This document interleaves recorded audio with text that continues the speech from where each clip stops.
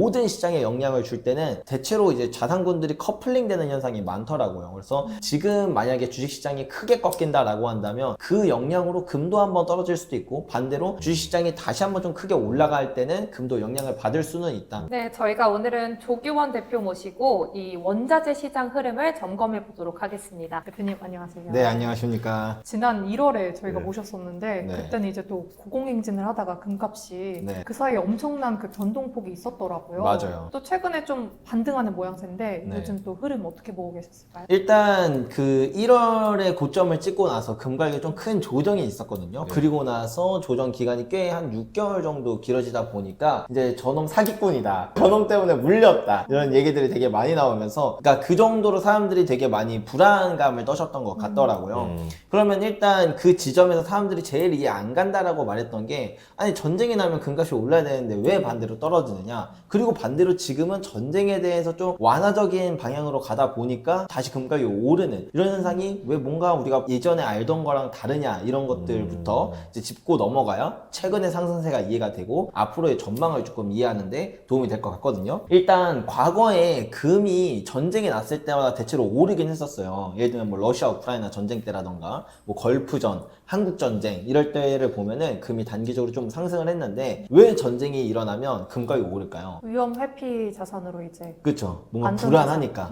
그쵸. 불안하니까 안전자산인 금을 음. 찾는다. 이게 말은 좋은데 사실 좀 뭔가 구체적으로 그러면은 뭐가 불안하길래 금을 찾지? 라는 생각을 좀 더 해봐야 돼요, 사실은. 여기서 한 번 더 생각해 보시겠어요? 예를 들면 전쟁이 나면 뭐가 가장 불안하기 때문에 금을 찾을까요? 화폐 가치가 그치. 떨어지는 내 화폐가 네. 소각되는 거잖아요. 어. 난 전쟁에 져서 패망했어. 그 나라 돈은 사라지는 거잖아요. 맞아요. 그게 핵심입니다. 화폐의 가치가 크게 떨어질 수 있다는 불안감 때문에 금을 찾는 거거든요. 자, 그래서 과거에도 이제 전쟁을 보면 사실 전쟁에서 이기고 지는 걸 떠나서 전쟁을 하는 그 과정 가운데서 뭐 군수물자도 많이 사야 되고 뭐 국방비도 지출해야 되고 심지어는 용병까지 사다 써야 될 정도로 돈을 많이 쓰잖아요. 근데 그 국가가 뭐 경제력이 빵빵하면 다행이겠지만 그렇지 않으면 빚을 더 많이 지고 사람들한테 좀 숨기면서 화폐 발행을 엄청나게 많이 하고, 이런 과정 가운데서 이제 화폐의 가치가 뚝뚝 떨어질 수 있다라는 거죠. 그래서 전쟁은 화폐 가치가 뚝뚝 떨어지고 그 인플레이션은 곧 금으로 이동을 하는구나. 그래서 전쟁은 금이다라는 공식이 만들어졌던 거예요. 근데 이제 여기서 핵심은 뭐냐면, 이번에 이란 이스라엘 전쟁을 하면서 또 다시 인플레이션에 대한 고개가 이제 살짝 드러나는 그런 모습들이 보여졌어요. 유가도 올라가고. 자, 그렇다 보니까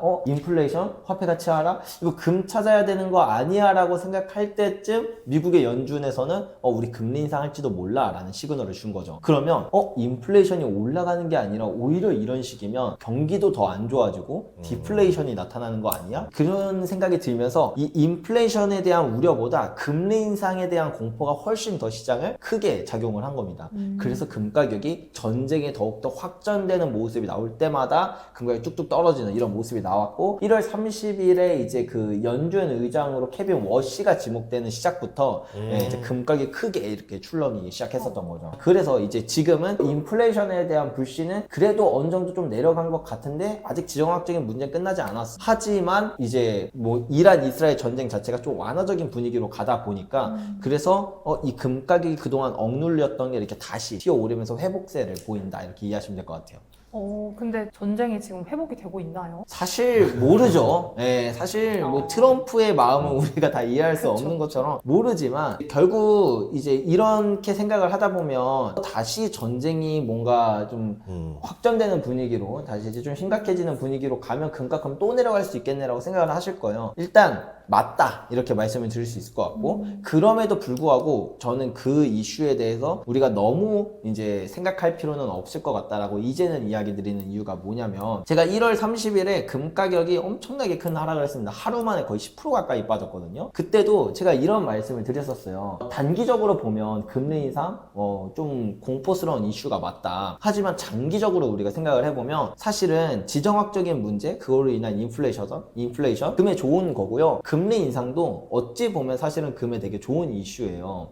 많은 분들이 금리 인상을 하면 금이 안 좋을 거라는 착각을 되게 많이 해요. 저도 금을 경제를 처음 공부할 때는 금리 인상하면 통화량도 줄어들고 물가도 이제 안정화되니까 그러면 금엔 안 좋지 않을까라고 단순하게 생각을 했거든요. 이론적으로 보면 그럴듯하거든요. 근데 제가 이제 미국의 기준금리 데이터를 한 200년치를 뽑아보면 물론 이제 그 전에는 기준금리 아니고 정책금리였고 그 전에는 가장 유사한 단기국채금리 같은 거를 보면서 추측을 해야 되는데 어쨌든 한 200년치의 기준금리 데이터와 미국의 금가격 데이터를 이 두 개를 겹쳐서 보잖아요. 되게 신기한 건 거의 모든 금의 호황기는 금리 인상기였다는 거예요. 왜죠? 주식도 금리 인상기에 올랐어요. 그쵸? 왜 그럴까요? 원래 그 반대인데? 그쵸? 이론적으로는. 이론적으로는 반대인데. 네. 거꾸로 생각하면은 금리를 인상하는 거는 브레이크역인데 과속을 하니까 브레이크를 받는 거 아니에요. 정확하게. 돈의 통화 승수가 막 빙빙빙 돌면서 막 돈이 엄청 빠르게 회전하니까 그걸 유동성으로 봐야 되겠죠. 네. 그러니까 브레이크를 받는 거고. 네.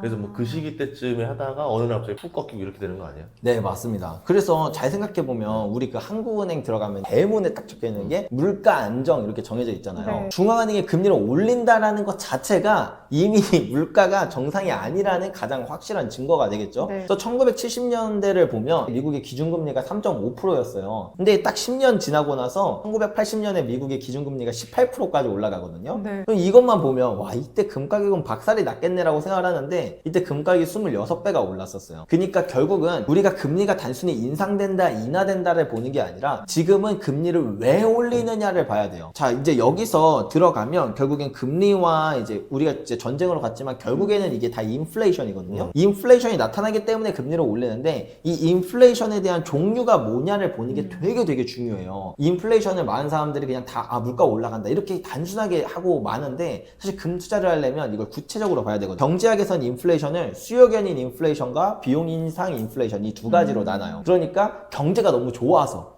내 월급이 300만 원이었던 게 다음 달부터 400만 원이래. 그러면 100만 원치 더 소비를 하잖아요. 이렇게 경제가 좋아져서 사람들이 소비가 늘어서 나타나는 인플레이션을 수요견인 인플레이션이라고 하고 반대로 그 경제는 여전히 안 좋은데 막 전쟁처럼 막 물가가 올라가서 그러니까 말 그대로 뭐 원자재 가격 올라가서 그 비용이 올라가서 나타나는 인플레이션을 비용 인상 인플레이션이라고 해요. 이게 경제가 탄탄할 때는 물가가 올라가면 금리를 더 많이 주면 돼요. 물가가 5% 올랐다? 우리 그럼 금리 7% 줄게. 이렇게 해도 경제가 탄탄하니까 괜찮거든요. 근데 이 비용 인상 인플레이션일 때는 안 그래도 경제가 안 좋은데 물가는 올라요. 그렇다고 금리를 막 올려버리면 안 좋은 경제가 더 안 좋아질 수 있거든요. 그렇다고 그냥 가만히 냅두자니 이 인플레이션이 좀 문제가 되고 그러니까 이도저도 못하니까 애매한 수준의 금리 인상을 할 수밖에 없었던 거예요. 그래서 이 시기를 보통은 스태그플레이션이라고 얘기하고 정확히는 경기 침체가 안 와도 경기 침체에 대한 우려가 있는 상황에서 인플레이션이 나타나는 이런 스태그플레이션과 유사한 상황이 금 가격이 폭등했던 역사와 다 겹친다. 1970년대, 그다음에 1930년대 이럴 때, 그리고 이전으로 가면 1870년대 이럴 때도 다 비슷한 그런 경제 상황이었다는 걸 알 수가 있죠. 최근에 근데 실제로 이 금리가 다 오를 거다. 글로벌적으로 좀 금리 인상 기조가 강했는데 또 최근에 뉴스 보니까 미국 고용 지표가 네, 안 좋게 안 좋게 나오면서 나왔죠. 금리 인상 안 할 것 같다. 이런 얘기도 나오더라고요. 금은 어떤 영향을 받게 될까요? 일단 저는 사실은 그것 때문에 최근에 금 가격이 올랐는데 저는 그게 금에 있어서는 별로 좋은 이슈라고 생각하진 않아요. 저는 오히려 금리가 인상돼야 금이 좋을 거라고 생각을 하거든요. 그러니까 우리가 이것도 과거의 역사를 돌이켜보면 좋은데 1970년대를 보면 네. 그 4차 중동 정쟁이 딱 끝나고 오일 쇼크가 터지면서 유가가 막 올라갔어요. 네. 그러면 인플레이션이 나타나네? 금을 사야 되네 라고 생각하는 그 지점쯤에서 중앙은행이 금리를 막 올릴지도 모른다라는 그 우려가 생기니까 갑자기 금 가격이 마이너스 40%까지 떨어져요. 근데 그 1974년부터 40% 떨어지고 1975년부터 실제로 금리가 인상되거든요. 그때부터 금 가격이 회복하더니 마지막 랠리장이 쭉 펼쳐지면서 진짜 무지막 이거 1년에 막 두세 배씩 금 가격이 폭등하는 그런 랠리장까지 나왔거든요. 그래서 결론적으로는 금리가 인상된다라는 건 지금의 인플레이션이 고질적이다라고 중앙은행조차 인정하기 때문에 금리를 인상하는 거라 저는 만약에 올해 이제 원래는 9월 정도에 이제 금리 인상에 대한 그 가능성이 꽤 높아졌었고 12월까지는 거의 확실하게 금리 인상을 한다라고 이제 그 시장이 바라봤었다 보니까 올해 금리 인상을 하면 그때부터 금 가격이 본격적으로 회복하겠구나 이렇게 생각을 했는데 이제 그 제 생각과는 좀 다르게 오히려 고용이 안 좋아지면서 금리 인상 안 할지도 몰라라고 하면 또 이도저도 아닌 통화 정책의 방향성이 사람들이 제일 싫어하는 거거든요. 그 불확실성. 그래서 이건 어쩌면은 조금 애매할 수도 있겠다. 차라리 금리 인하가 나오든 금리 인상이 나오든 했을 때 금 가격이 좀 본격적인 그런 상승 랠리를 갈 수도 있는데 어쩌면 그런 식으로 금리 인상이 올해 내내 한 번도 안 이루어지고 그렇다 금리 인하도 안 이루어진다라고 하면 이런 좀 지루한 장이 이어질 수도 있겠구나라는 생각이 들더라고요. 그럼 어떻게 보면 이번 반등은 랠리로 이어지지 않고 그냥 일시적인 반등으로 끝날 수도 있는 거라고 보시는 건가요? 그럴 수도 있죠. 근데 이 상황에서 실제로 뭐 9월이나 그럴 때 금리 인상을 하게 되면 그러면은 저는 이 랠리가 앞으로 랠리로 이어지는 회복세였을 것이다. 그렇게 생각을 하고 있어요. 저번에 1월 달에 많이 올랐잖아요. 네. 그게 다시 꺾인 이유는 그러면? 그게 결국엔 금리 인상에 대한 우려 때문이었는데 항상 우려가 있을 때는 가격이 떨어지는데 그 우려가 현실화되면 가격이 다시 오르거든요. 그래서 제가 제일 재밌었던 게 주식 처음 시작했을 때 그 당시가 이제 뭐 문재인 대통령이 이제 대통령 후보로 있을 때였어요. 그래서 막 주식시장에서 문재인 전 대통령의 무슨 동창이다 하면은 뭐 가격이 막 이렇게 올라가니까 그래서 결국엔 투표 날이 다 끝나고 이제 결과 발표가 됐거든요. 결과가 이제 문재인 대통령 당선 땅땅땅 나와서 와 다음날 이제 상한가다 이렇게 생각을 했어요. 근데 다음날 했더니 하한가를 맞는 거예요. 이제 호재가 끝났다는 건가? 그쵸. 그래서 사실은 이게 주식이든 뭐 다른 어떤 투자 자산이든 보면 되게 특이한데 어떤 악재라고 생각했던 그 우려가 실제로 세상에 드러나면 더 이상 악재로의 영향을 주지 못하고 가격이 반등하는 모습을 보인다. 금리 인상에 대한 우려가 다 선반영이 된 가격이다. 네, 이미 다 된 가격이고 금리 인상을 하면 예. 이제 본격적인 회복세가 나오지 않을까 그렇게 생각을 하고 있어요. 그러면 증시가 만약에 떨어지게 되면 네. 금도 꺾일 거라고 보세요? 어떻게 보세요? 원래는 네. 사실은 그 가격 상관성을 비교를 해보면 대략 한 100년치 정도의 가격 데이터를 뽑을 수 있거든요. 주식을 더 뽑으면 사실 200년치도 뽑을 수는 있는데 한 100년치만 뽑아도 봐도 그 금이랑 주식의 상관관계가 거의 없어요. 근데 그거는 전체를 볼 때 그렇다는 거지 지금처럼 유동성 장세일 때 그러니까 중앙은행의 통화정책이 뭐 주식, 코인, 금, 이제 채권 모든 시장에 영향을 줄 때는 대체로 이제 자산군들이 커플링 되는 현상이 많더라고요. 그래서 지금 만약에 주식시장이 크게 꺾인다라고 한다면 그 영향으로 금도 한번 떨어질 수도 있고 반대로 주식시장이 다시 한번 좀 크게 올라갈 때는 금도 영향을 받을 수는 있다. 근데 이런 것조차 제가 계속 말씀드렸던 것처럼 단기적인 가격 흐름에 대한 이야기지 사실 장기적인 사이클은 이런 것들이 작용을 하는 건 아니라 저는 이런 것들은 그냥 좀 재미로 듣고 우리가 투자할 때 좀 장기적인 관점으로 투자하는 게 좋지 않을까 이런 말씀을 많이 드리죠. 그래서 이제 아이디어가 금리 인상에 대한 선반영에 대해서 가격이 한번 내렸고 네. 근데 만약에 여기서 하반기에 혹시라도 증시가 조정이 좀 세게 와가지고 그러면 그때 금도 한번 좀 같이 더 내릴 거 아니에요? 네. 그러면 이 두 가지가 다 선반영 된 상태에서는 더 나쁠 악재가 없잖아요. 그쵸. 그러면 이제 그게 완전 바닥일 거 아니에요? 그쵸. 그래서 사실 제가 그 금 가격이 4,150불인가? 그때가 정확히 기억이 안 나는데 7월 20일? 정확히 기억이 안 나는데 아무튼 한 달 안 됐어요. 그때 제가 이제 금 가격이 한 4,200불 정도 떨어졌을 때 제 생각엔 그거거든요. 뭐 금리 인상에 대한 우려? 가격 반영됐고요. 그러니까 사실 반영될 만한 악재는 다 반영이 됐어요. 뭐 이게 바닥이다는 모르겠는데 한 이 정도면 수익이 떨어질 만큼 떨어졌고 나는 어차피 장기 투자하는데 이 정도면 괜찮다 생각해서 어차피 제가 법인 운영하고 그 다음에 이익 잉여금 같은 게 남아 있으니까 그걸로 금을 한 18kg 정도 사놨거든요. 오. 네. 근데 되게 재밌는 게 그 다음 날부터 더 무섭게 떨어지는 거예요. 그래서 이제 누군가는 그러니까 그것도 제가 라이브 방송에서 다 얘기를 했거든요. 저는 뭐 사실 다음 날 가격이 떨어질 수도 있다. 떨어질 수도 있고 모르겠지만 근데 충분히 저는 가격이 싸다 생각한다 라고 생각하고 그리고 나서 8월 한 11일 그때까지 아예 본전도 계속 못 오다가 지금 이렇게 다시 상승을 했는데 지나고 지금 이제 4,400불 지나고 나서는 제가 성경지명이 있다라고 누군가가 얘기를 하지만 사실 그 당시에는 저 멍청한 놈 또 뭐 물렸네 막 이런 얘기를 하는 것처럼 결국에는 우리가 장기적인 뷰를 보고 투자하는 게 사실은 되게 중요하고 단기적인 건 맞추기 좀 어렵다. 그래서 제가 그런 얘기를 되게 많이 하거든요. 투자가 저는 되게 단순하다고 생각해요. 그냥 적당히 쌀 때 사서 적당히 비쌀 때 팔면 된다. 근데 그 단순한 게 쉽냐라고 하면 전 좀 어렵다고 얘기를 해요. 이게 되게 모순된 얘기 같지만 제가 요즘에는 헬스를 한 일주일에 이틀 정도 하려고 하거든요. 네. PT쌤이 운동만큼 쉬운 게 없대요. 그냥 몸 만드는 것만큼 쉬운 게 없대. 그냥 그